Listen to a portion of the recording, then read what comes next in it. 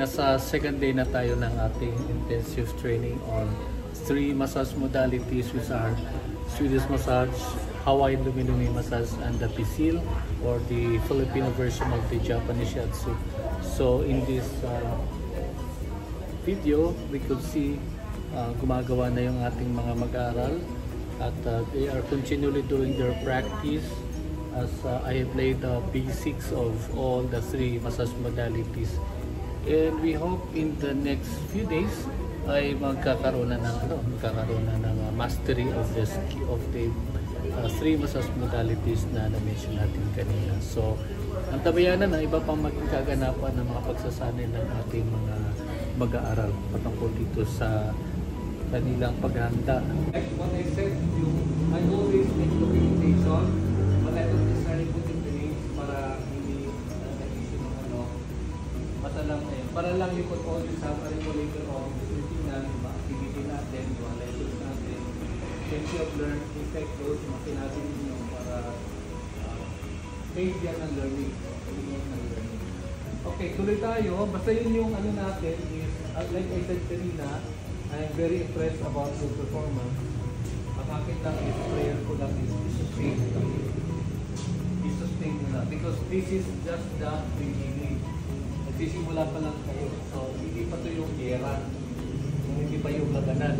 Ang itong labanan, kapag kadideploy na kayo, set up rings pa, operational na, meron na kayong signage na maganda, then people are starting to come in. Yun yung totoong labanan. And then of course, yung inyong take home. Yun. Gets? No? So yun yung mga commission, yung allowances. Because that will reflect your performance. If you're very good at what you're doing, as we said, kung maganda yung PR nyo sa client ninyo, and your client always comes back and then looks for you as a request, that means you are really gaining ground. So yun okay yung ginagawa mo. Pero honestly, hindi naman talaga gauge yun ang success.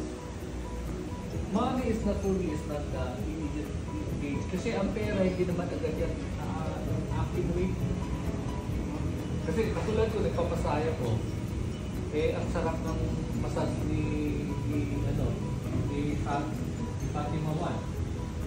Hindi ko naman agad, kasi minsan pag pumasok ko sa spa, kaya minsan wala akong dalang pag-fix. Pero that doesn't mean hindi ko lang gusto. Nakuha niyo po yun? Kaya huwag kayong magtampo na balik ako siya. Makapo pa ng tissue. Okay. From tissue, anong mangyayari? Tissue, Organs. Organ system. Organ system. Ayan, galing. Naunahan mo ako ah.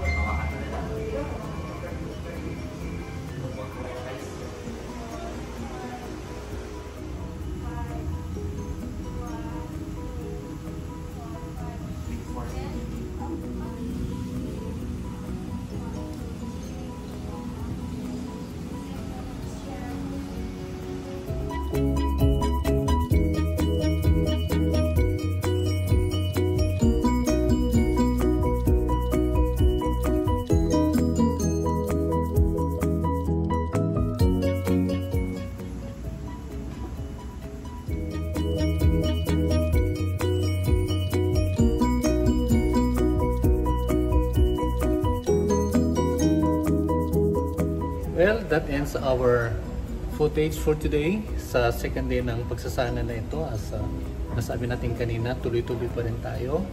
At nakakatuwa naman yung ating mga mag-aaral ay talagang nagpakita sila ng dedication saka ng commitment na mag-aral at magsanay ng dire-diretso, no? So tayo nagsisimula ng training natin mula sa umaga, alas 8 hanggang sa alas 12, and then we take a break, and then we have 1 o'clock until 5 o'clock. So tuloy-tuloy ang pagsasanay na yan. At tulad ng nasa natin ay magkakaroon tayo ng mga sunod-sunod pang mga videos regarding this training activity.